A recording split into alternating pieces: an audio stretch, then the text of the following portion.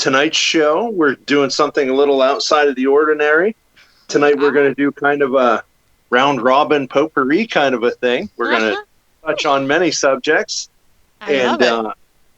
Jason Trost, our producer, is going to be chiming in. We're going to talk to him about some of his adventures as an off-grid homesteader, and talk about what's going on in our research fields and all kinds of cool stuff. Yeah, I think it'll be fun. I think it's, because we always have a guest, so we're always like busy from like 3 minutes in until the end of the hour. So I think it's good for us to chat about things that we're working on too, because we're in the field and we have all kinds of really cool stuff happening with us too. We have all these new things that are happening in the research world, that we wanted to kind of touch on a little bit too, and, talk about our opinions on different things too. So where do you want to start? I haven't even had a chance to brag about our cast that we got last weekend in Cryptovania with the Coshocton guys were up. On the trackway, and it was the first time I've ever seen it done. The Coshocton guys casted it with spray foam, which was kind of an interesting thing. Yeah, that's interesting. I have it sitting in the studio right now. It's kind of changes the game a little bit. Well, did it turn out? Did it work? Actually, it did. It looks decent. It wasn't the greatest trackway to cast, but it was the one that we had, and it turned out pretty good. I kind of like it, actually. So and is it? It doesn't weigh 20 pounds, and I didn't have to haul water to it either, so that was even better. Well, and you don't have to worry about it cracking and breaking, right? Because okay, so is it just the spray foam like you use to, like, there's a crack somewhere and you put that in there to insulate or whatever? Is that what you're talking about? Yeah. Yeah, I think it was the non-expanding type, actually. And and then it was kind of fun because it was right behind our base camp, and we covered it up and let it sit there and dry. And while we were waiting for it to dry, we got to do the Cooper Bigfoot ruse, and that was this plan that I had hatched up. I took a bunch of bacon with me in a cast iron pan, and we cooked bacon. So how much more fun could you have than waiting for your cast to dry than cooking bacon in the woods? Trying to get the smell off. So it was fun. Fun times. So that was actually the first trackway that I've ever found. That's cool. Yeah, we had the whole crew out there. It was all right. So in this cast that's made out of foam, can you see everything that you could see in a normal cast made with, plaster of Paris or dental, whatever, that you have? I think it's pretty close. I think our biggest thing that we were working against is that the tracks were a few days old. So the minutia wasn't really there. Yeah. But the outline, the toe prints, the heel, all that sort of thing. Everything. I was actually very amazed. It came out pretty nice. It was no Don Slovey, but it was all right. Yeah, pretty good for a bunch of hill jacks, I thought. Well, I think this is really cool because, sometimes we're trekking far out and it's those little bags of plaster of Paris or dental, whatever, stone, they're heavy. And then you have to bring water too, Yeah. Oh, I think I always get the job of carrying the heavy stuff too. So if I can avoid that, that's a wonderful. Oh, yeah. Right. I know. I hear you. No, I love that idea. I've never heard of that before. So that's awesome. That's something to put in the books to remember, just kind of spray foam. Kat in the chat room is saying the bacon didn't draw the squatch in, you guys. Well, that's what the plan was. Yeah. We did get some vocalization, so I can't say that it didn't. I don't know. It tasted good. I know that. And Marcus did a fantastic job. Yeah. We had a cook on staff with us that night, so it was good. Cool. Were you out there the whole night? Pretty much. Yeah, we were there till I think I got home about 3:30. That's cool. That's awesome. I love it. Yeah, and it's a place that we have a history at too, so that made it even better. We figured we'd get everything, and we did. So. Did you put a picture of that cast up on Cryptovania by chance? No, wouldn't that be a good idea to do, though? It I would should do be. that tonight, huh? You should do that. Yep. I'll do that after the show tonight. That's a great idea. Maybe both front, maybe uh, both front, a picture of both front and back. I'm sorry. I'm looking at this comment the cat made. Anyone else still hear John Denver every time you hear somebody say far out?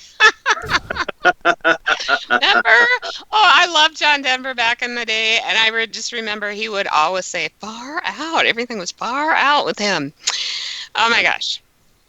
Anyway, yes, so post that because I want to see that. That's cool. Maybe I'll get a can of that spray foam too to just put in our packs because that's much easier to truck with than, the other stuff. Yep. So that's awesome. Yeah. Now you were saying that Squatchers had an interesting weekend. You found some peculiar things this week. We did. So we got out this weekend, 3 of us, because we wanted to get out in the woods just in case, they order us to shelter in place, which they're doing in a lot of states. And I don't know if it'll happen here, but, and like we said, we could always sneak out into the woods anyway, I guess.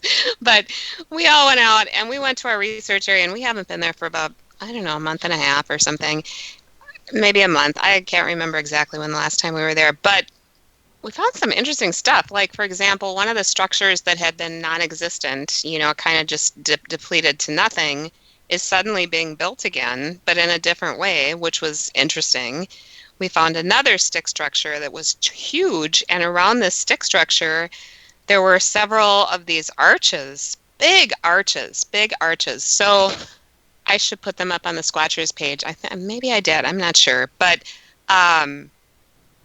the one of them was so tall, there's a picture of me standing in the middle of it, pointing towards the top. And I'm short. Granted, I'm short. But there was also this funny little mound underneath there. Who knows what that was? Boy, next time we go, we got to look at that.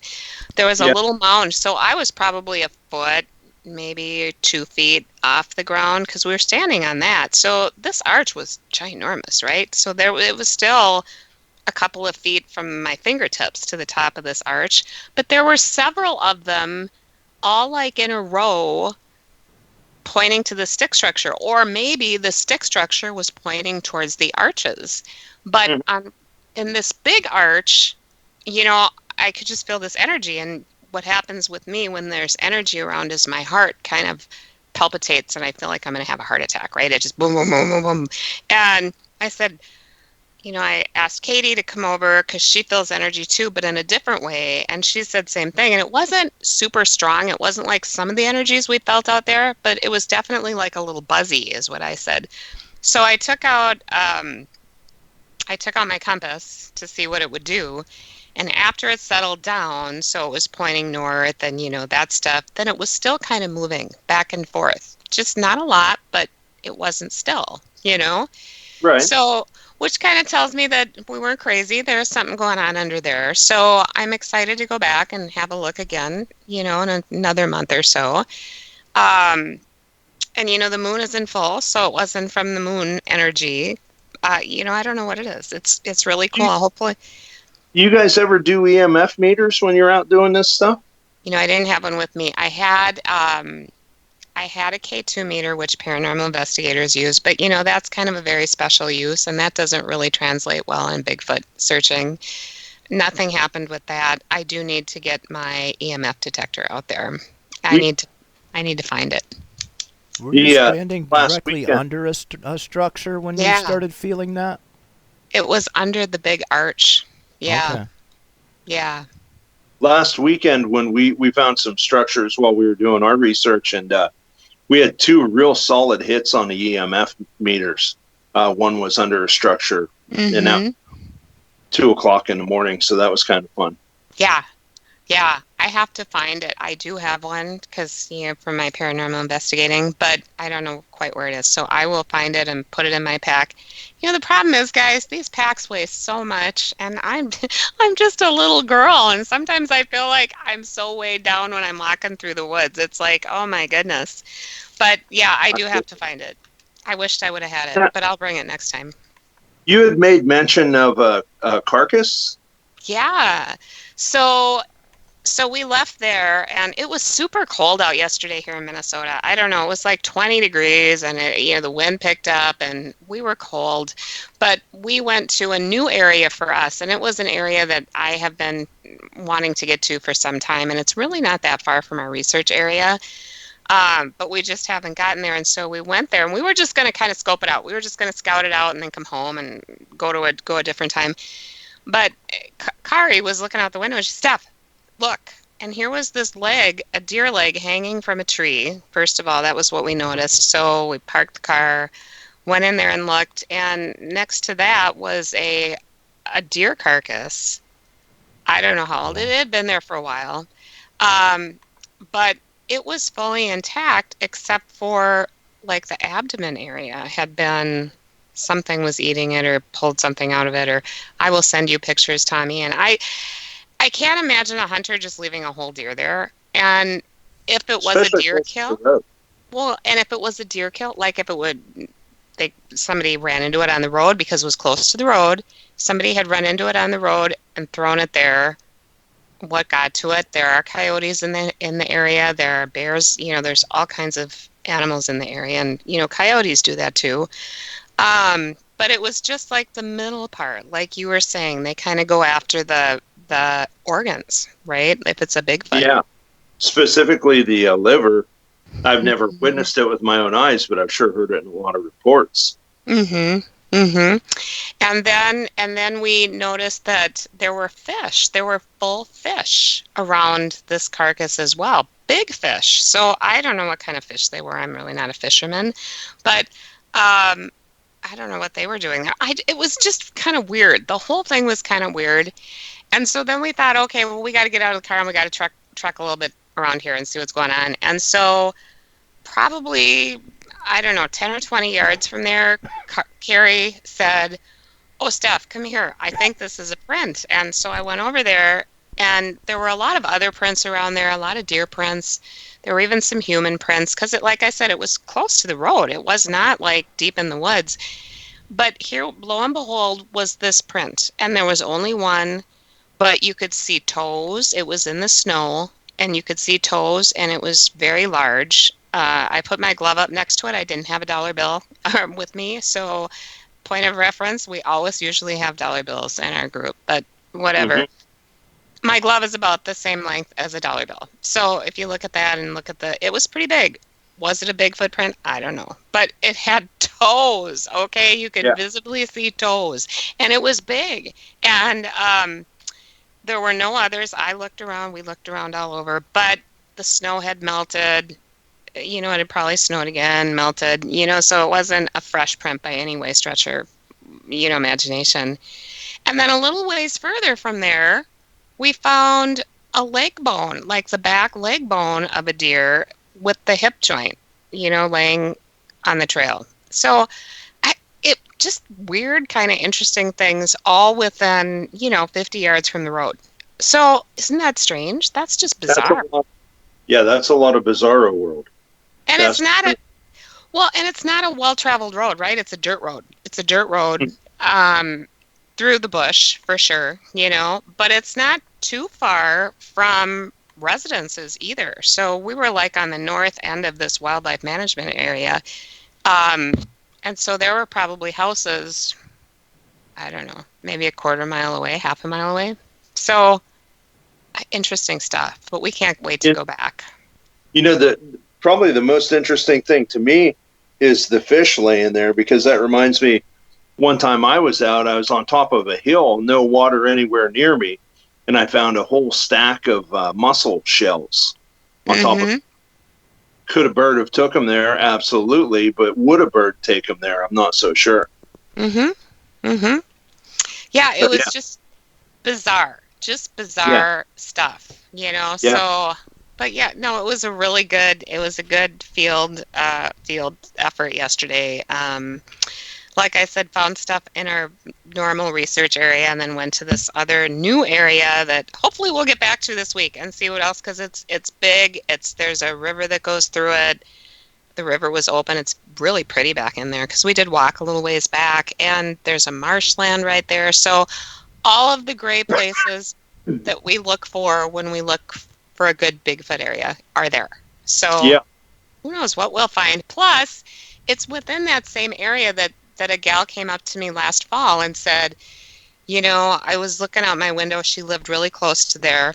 And she said, I was looking out my window one day, and this big, dark thing walked by the window, and it was like in her neighbor's yard, but she said it was dark and hairy. And she said, I swear to God, it was a Bigfoot. And I said, well, did you go look for prints? And she said, no. And I'm like, okay. That happens a lot. I know, but we have heard different reports from there. So sure, I mean it's a good area, Yeah. Yeah. Well, they're definitely all around us. Yeah. Yeah. Tonight we're going to kind of shift gears a little bit. I've been waiting for the right time and place. I wanted to actually get a little bit of our producer Jason Trost experience and story out there.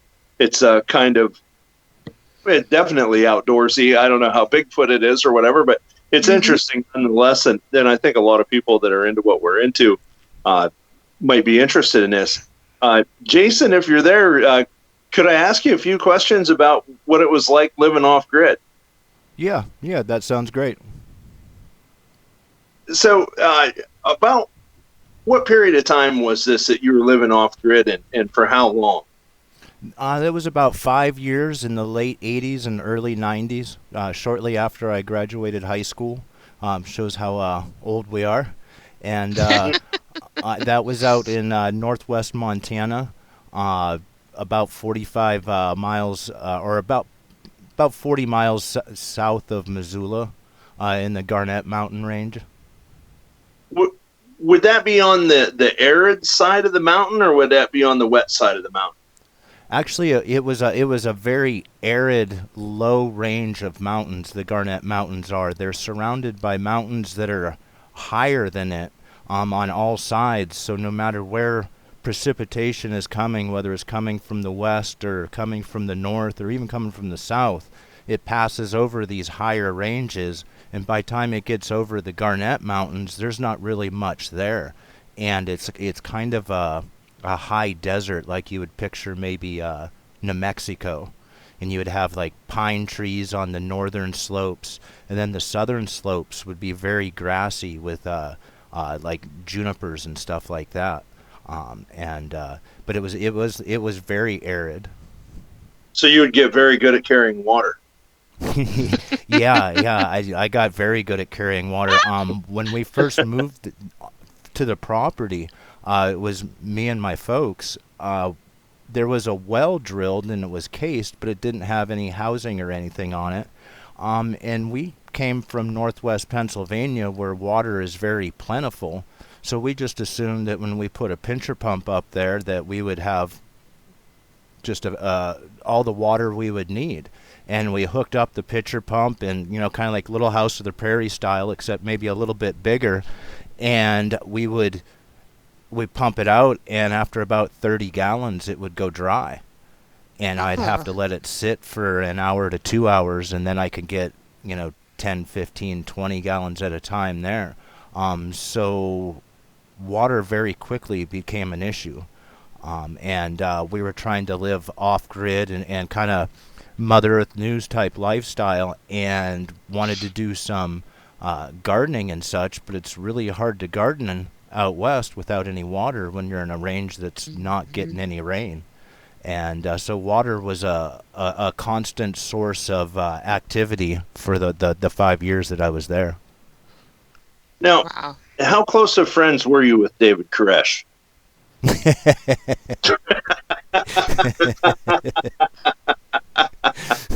That was that period of time too. Yeah. But and I was out there for 5 years, and eventually I was able to lease a spring from Champion International, and that spring was about 7,000 feet away from my property, and that shows you, here in Pennsylvania, in any 7,000 feet, you're probably going to come across 10 or 12 springs that are bigger than this one little one was. But I was able to dig it out and kind of develop it, and I laid 1 inch pipe, and I actually laid 8,000 feet of 1 inch pipe. And in this 7,000 feet, I had about 1,000 feet ahead, so I could actually fill my pipe overnight and have quite a bit of water pressure, and that was kind of a game changer for my time there when it came to gardening and such. But that was probably in year 2 or 3 that I did that. Very interesting.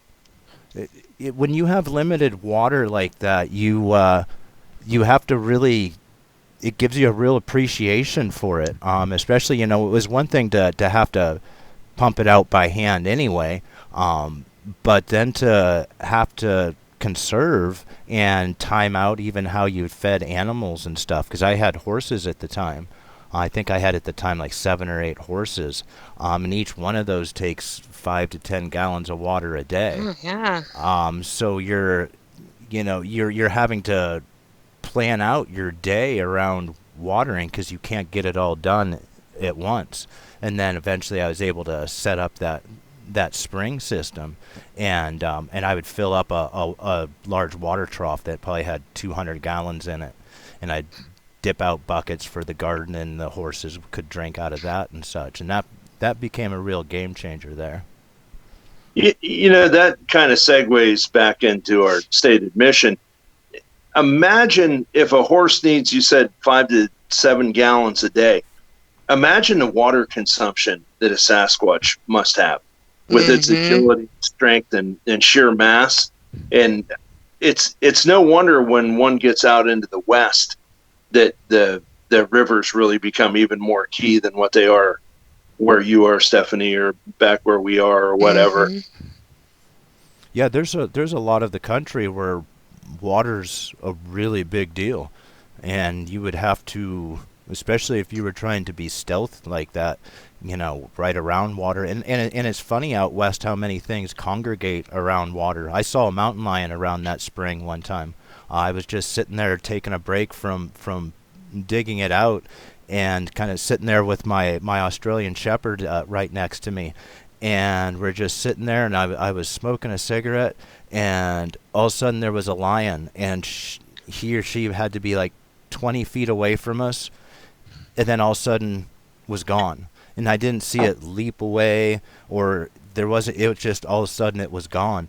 And me and the dog just kind of looked at each other like, whoa, that was a lion. and that was one of my lion sightings out there, was at that spring. But so much activity around a spring. I would actually have to put fencing up and to keep cows and elk and deer out of my dam that I had developed. So then I would create another one for them that was open to them, because when you have thirsty animals, it's really hard to keep them out of something that they want to get into.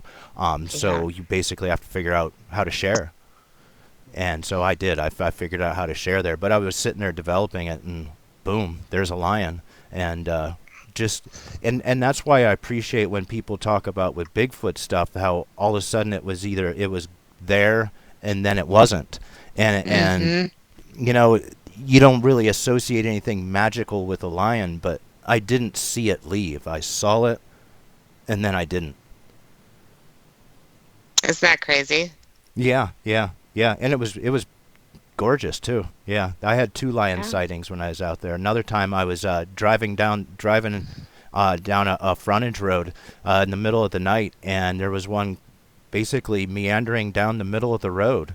And I had to slow down, and then it kind of just sauntered off to the side, and I was like, "Holy heck, that was just a mountain lion," And that was awesome. So would the average off-grid homesteader person be carrying a weapon 24/7? Do you think? I didn't at the time.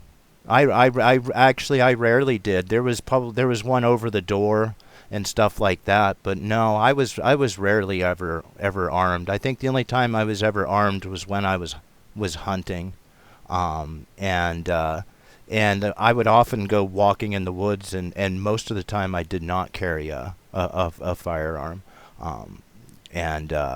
I didn't have any handguns, and carrying a rifle was just kind of, to me, seemed problematic, and there really wasn't a need for it that I felt. I felt very safe, actually. Mm-hmm. Mm-hmm. So how far were you from like the nearest town out there? The nearest town was about 13 or 14 miles, and my nearest actual neighbor was about 2.5 miles away from me. And then there was a neighbor going the other way about 3.5 miles deeper than me on the one end. So yeah, I was back there pretty good. But there was also drivable roads, and not even roads that you would need four-wheel drive on, except maybe in the winter and stuff. But in the summertime, it would be easy to get to where I was. And back then, we didn't have a lot of the technologies that we have now. We didn't have cell phones and the internet and such as that. And so the isolation was probably a little bit more than it would be now. Especially with cell phone use. And that phone line there, because we had looked into, can we get a phone? And, you'd have to lay 2.5 miles a line, and that was kind of pricey and problematic in that sense. So we never did, but cell phone would have been fantastic. And especially for resources for doing things. That's something that I think about that quite often, how much easier it would have been back then to have the resources that we have now. Yeah. Well, if the world's indeed coming to an end, we'll have to gather up our families and go back out and try it again. Yeah, and it was funny because your tasks, your daily tasks of living, kind of take over your day. And getting firewood split and brought in and all that. Even things like cooking. We used when we first started, we used Coleman stoves that you had to pump up, and you had to get the little thing and divot in your thumb. And that was how we did our lighting too, was Coleman stoves. And then eventually we moved to more of a low pressure propane system, and that was really sweet. And then I commandeered an old camper, and so I pulled the stove and oven combination out of that, and I felt like I was at the top of the world. Awesome. That's really interesting. Did you guys have walkie-talkies? Karen is asking that question. No, we didn't. We didn't have anything like that. Sometimes when you would go off for a walk, you'd just say, "I'll be back in a few hours," and hopefully nothing happened and stuff. But I would usually tell somebody general direction where I was going. Yeah. How many brooms did you wear out before you figured out you had a dirt floor? Well, I think with that, we need to do our commercial break now. We do. So, everyone stay with us. We will be back in 2 minutes or so. And this is the He Said, She Said, The Cryptid Show. Explore the darkness. Find out what goes bump in the night. Did you hear that? Did you see that? What's that bright light in the sky? Oh, we so need to investigate. Calling all witches and sensitives. Explore the paranormal. With host Shauna and Vicky from Geeks Paranormal. Wednesdays at 9 Eastern, 8 Central. Let's explore. On paraxradio.com.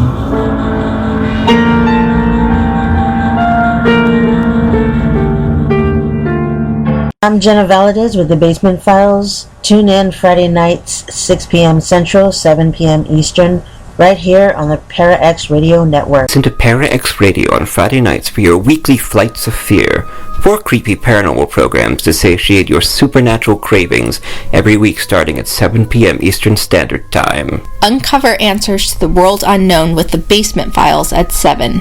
Basement Files. Leanne and Angela explore the history of haunted sites at Spirited History at 8. Spirited History with Leanne and Angela.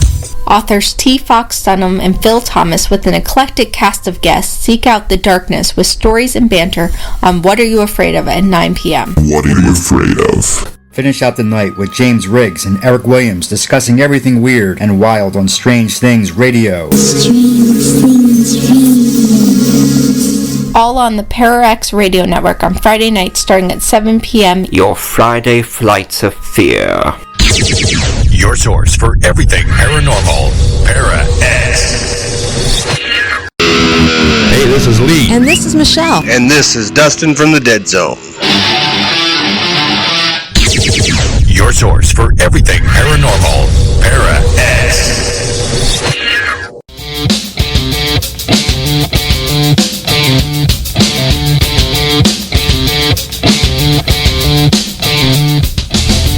Oh, hey Heidi, what are you listening to? Heidi! Heidi! Oh, hey Steph. Hey! What has your attention? Oh, I'm listening to ParaX, the calling radio show. Have you ever heard of it? No, I haven't. What's it all about? Well, it's hosted by three guys, Jerry, Alan, and Will, and they talk about paranormal investigations, UFOs, cryptozoology, psychic phenomenon, all sorts of stuff. Oh, well, it's kind of like The Gathering, but on Wednesday, right? Yep, you got it. The Calling. The Calling. The Calling. The Calling. The Calling. The Calling radio show every Wednesday night at 8 p.m. Eastern Standard Time only on ParaX. And we are live again. Welcome back to He Said, She Said Decrypted Show. We're continuing our conversation with Jason Trost, talking about his years living off-grid in dry Montana. Yeah. So, Jason, what other animals were you raising in Montana besides horses? I also had rabbits and chickens, and you can appreciate the utility of chickens, but rabbits were a real big part of my life for a few years there, and penny per pound, rabbit meat is the cheapest of the domestic meats to raise. It's cheaper to raise a 500 pounds of rabbit than it is 500 pounds of beef or chicken or anything else like that. And it's also very low fat and high protein.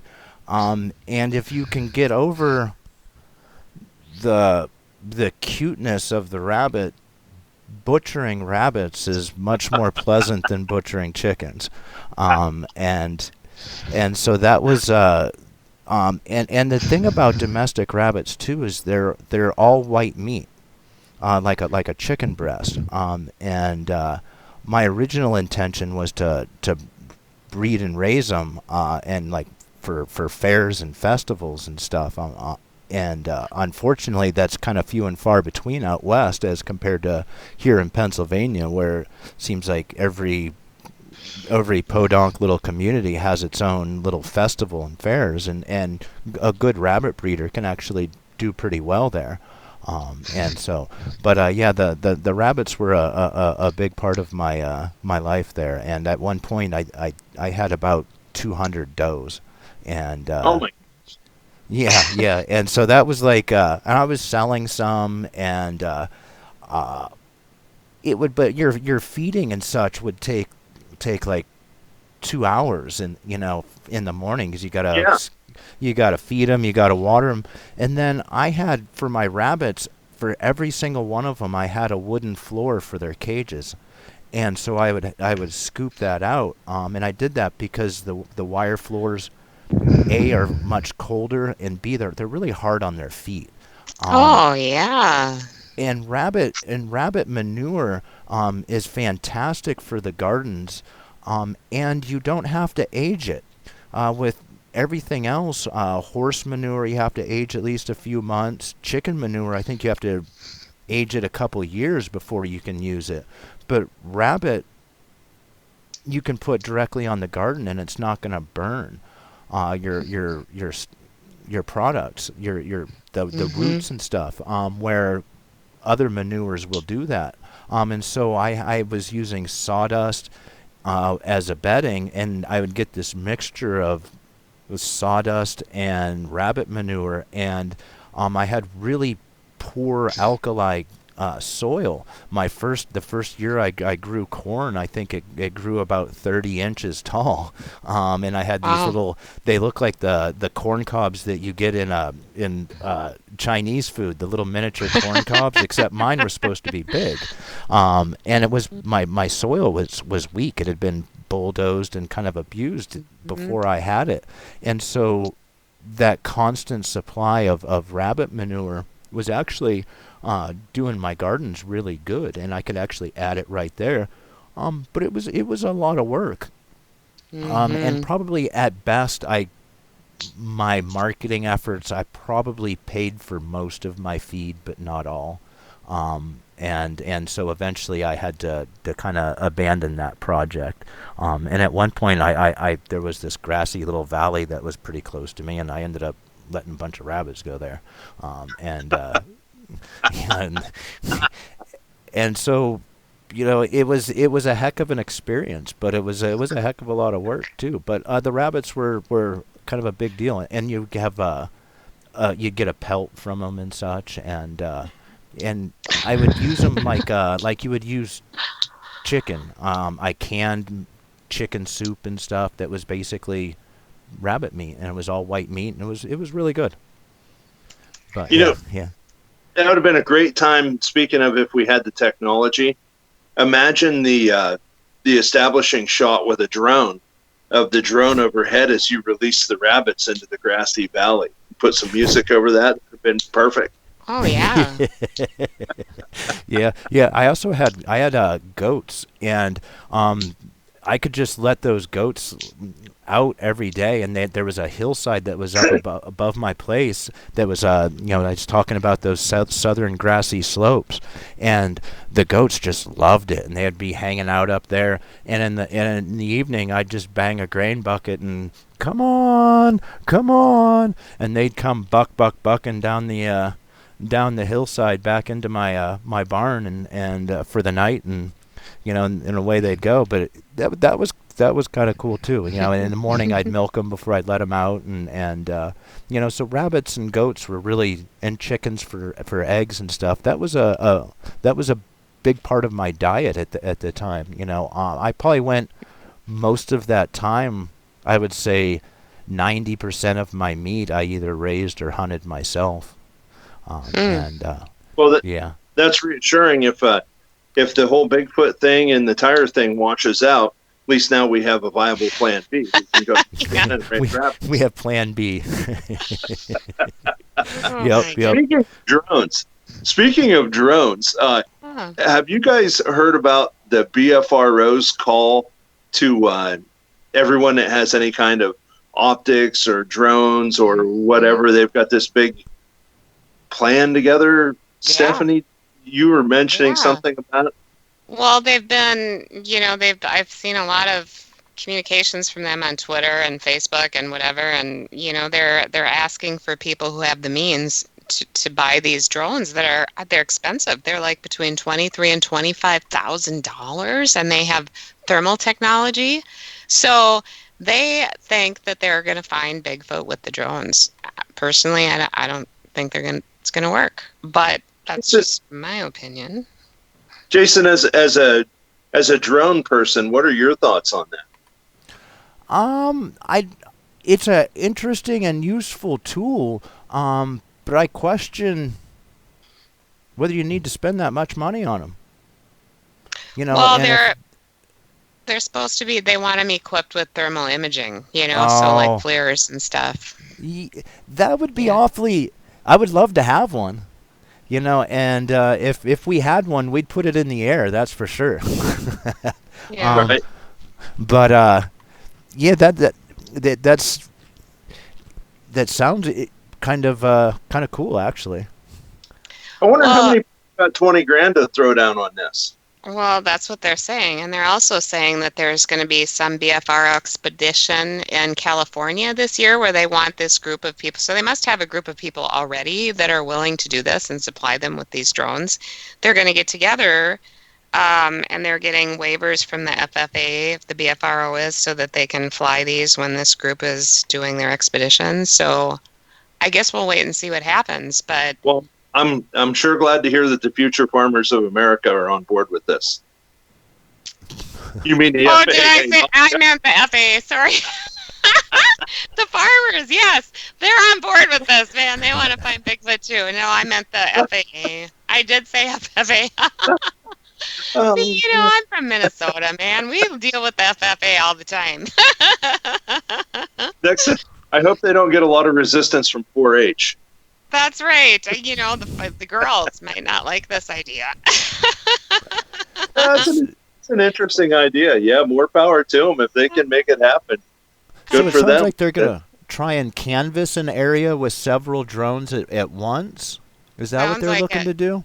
Yeah, and I don't know where this expedition is, but somewhere in California. And they're saying that this will be the first time this group will meet and use their drones, and that they're getting special flying waivers from the FAA to do this. So that's interesting. It reminds me of those reports that were coming out of Colorado of those swarms of drones that were methodically like mapping out certain parts of the desert out there. And I think that was about 5 months ago that those stories were coming out of Colorado and Utah, it's an interesting concept. Well, it is, but the other thing is drones can't fly in trees, right? And most of the Bigfoots are within the tree canopy, right? So they're not going to see them anyway. That's what I think. Well, with the thermal, yeah. Well, if they can see them with the thermal, I know Kat is saying thought people had spotted squatches with FLIRs. Why not a thermal cam equipped drone? Which is true, but in our experience, my team, when we had our biggest experience in the middle of the night, swear to God it was Bigfoot. I have no proof of that. But we had a FLIR camera. We had an infrared camera, and nothing was showing up on either one. And it was close. Whatever it was close. And we were deep in the woods, way up in northern Minnesota, way up in the Chippewa forest. There was nobody else for miles. So, okay, if Bigfoot it should be able to be seen on a FLIR, we would have caught it. And I really think that those FLIRs are fantastic. Like the Stacy Brown footage that he got, where it steps out of the trees and you get that real nice profile. I know what the Coshocton crew has brought up FLIR, and so is Dirty South Squatchin'. And we had a blast with that FLIR stuff. And you would think that it wouldn't. That it would be, you could be useful with it, especially if you did it in concert with each other, so that you had a few of them. You could really probably pinpoint one single area and really thoroughly check that area. And a good operator can bring those things in and out of the tree lines pretty good. I've watched our own Jay Watoski, and he's done some fantastic things with them. When I'm flying them, I hit things and stuff, but. Yeah, well, I think they're kind of tricky, right? They're kind of tricky to move, but actually, the bigger and more expensive they are, the less tricky they are, and that's why they want the expensive ones. Yeah. When I stepped up to my big fancy one, it was like you could just kind of let go of the controls, and it'll sit there and hover exactly where it's supposed to. It's really fantastic. And then when I play with my cheaper ones, it's kind of hard to keep them up in the air and doing what you want. But it seems like those big expensive ones, they're well worth that money when it comes to ease of use and stability. That comes with the price tag, I think, is that stability and easy to use. Yep. Well, yeah, I would think so. But, so one of the things I was talking to you guys about before the show was this new show that's on the Travel Channel about Bigfoot. It's a Bigfoot show, and I don't remember what the name of it is. Expedition Bigfoot. Because I've never watched it. Yeah, but they use all that really expensive equipment too, right? So they use like drones and thermals and night vision goggles and all of those things. So they have all the big, expensive tools. And they're not finding anything. Can I just say? That's all I'm going to say. All I say is that you just need to get out in the woods, It seems like, you'll always get just enough evidence to keep your whistle wet and keep you interested and keep you convinced, but never enough evidence that you can convince anyone that you're not crazy. Right. Right. It is true. It is true. But I just think, like I said, because we're all paranormal peeps in my group, so we have all the equipment that's used, all of these things, and never got squat on any of it. So we did get a FLIR hit when Coshocton was up last weekend or whatever it was. We actually did get one pretty good FLIR hit that night. I can't say that I've never seen FLIR work, but it's usually very inconclusive. Right. Thermal imaging is absolutely the way to go. My friend Bill Welsh has absolutely made me a believer in thermal imaging. And unfortunately, the good tech is always the expensive tech. It's true. It's true. Yes. So we just talk people that have cool toys into coming and playing with us. Yeah. Well, I like that idea. That's a good one. Well, so much more. Well, that's what the BFRO is doing, right? Because they're not buying this stuff. They're asking people who can to meet them at this whatever, and so they can use them and have fun, right? So that's what they're not stupid. And then you're bound to see all kinds of cool stuff, deer and bear and who knows what else you're gonna see, and that's really fun too. Like when you see people getting like coyote hits on their FLIR and thermal imaging, that's cool. That's cool, even if you don't get Bigfoot. Yeah. Well, and we always know that coyotes go hand in hand with Bigfoot. Whenever I hear coyotes out there at night in the area that we are, I'm always happy. I'm thinking, okay, Bigfoot's not far behind, So, but yeah, so interesting stuff. Who knows? We'll have to wait and see what happens with that. But they really are pushing those drone things.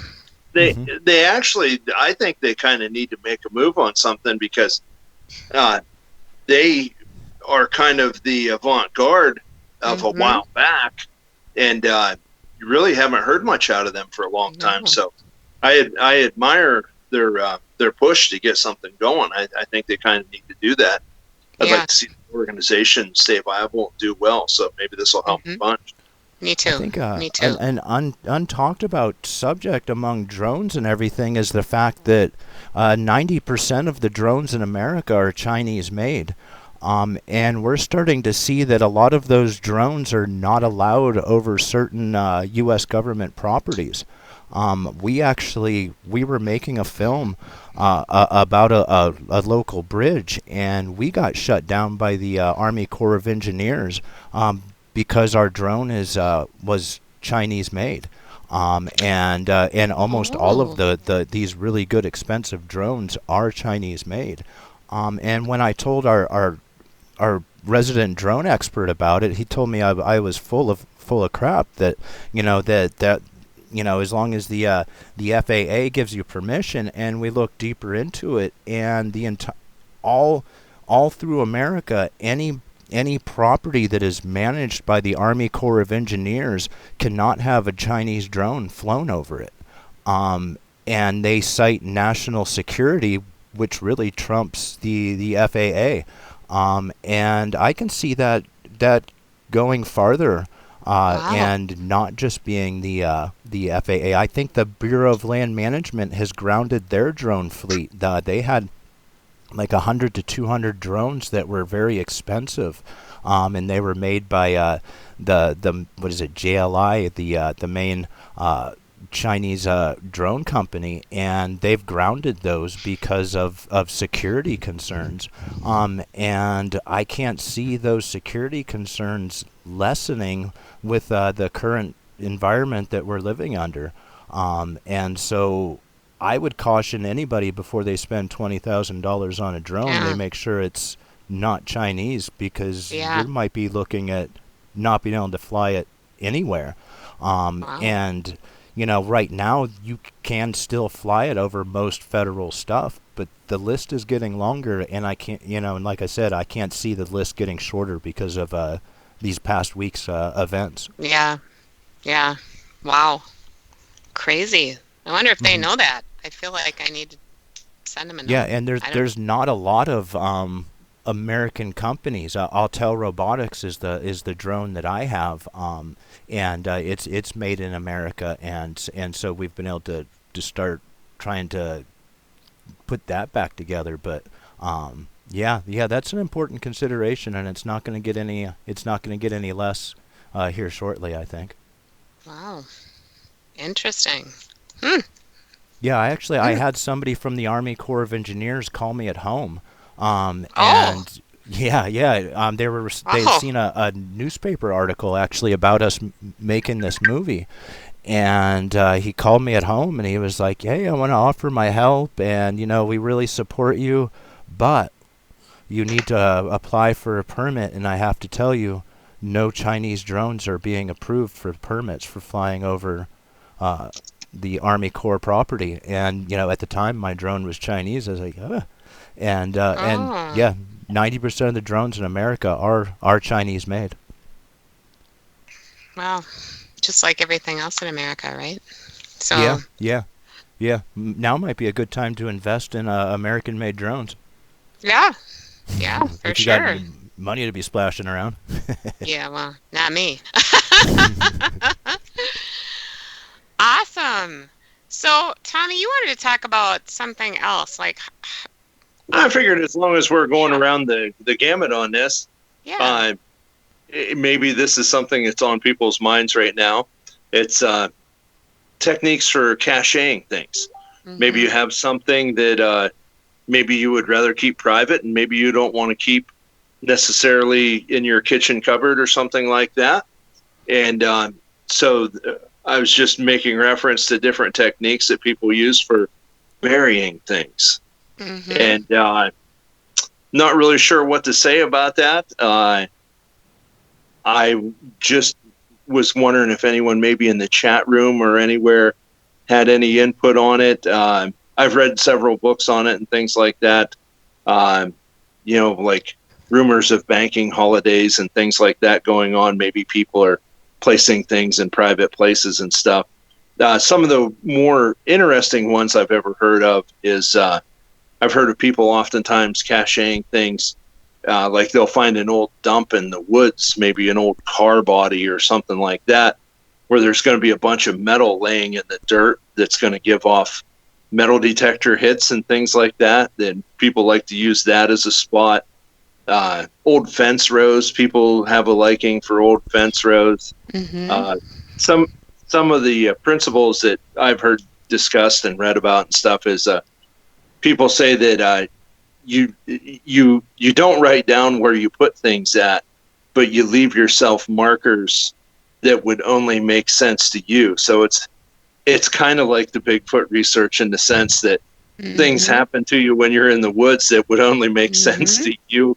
And mm-hmm. like, maybe your cousin got married by the old apple tree up in the back pasture or something, and so like mm-hmm. that's a marker that you use, or and then maybe the year was 1990, so you measure off 1,990 feet due north and dig a hole there, like that sort of thing. Yeah. I don't know if you guys had anything to add to that, or if anyone in the chat room did, but it's a subject it's kind of a fun one for me to take a break from the cryptid world. Have you ever cached anything? Me?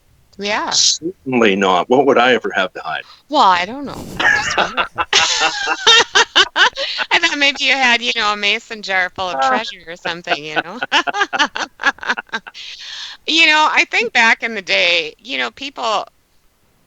way back when, people used to do that all the time, right? And people are finding this stuff now, right? They find different things. But yeah, I would forget where it is. That's how mine work. I would have to write it down and then somebody would find it, right? There's a conspiracy that one of the greatest cachers in history was the James Gang. And the theory is that the James Gang were going about robbing trains and banks and all of this kind of stuff. Yeah. They're taking the money and they're caching it all over the Mason-Dixon line and even further north when the South would rise again, they would have financing in place. And sounds like, oh yeah, anybody could have made this story up and stuff, until you start looking at some of the nuances of it. And one of the things is they would mark it with a howling wolf and a crescent moon.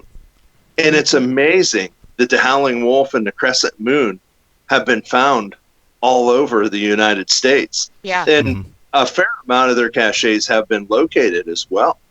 Yes, they have.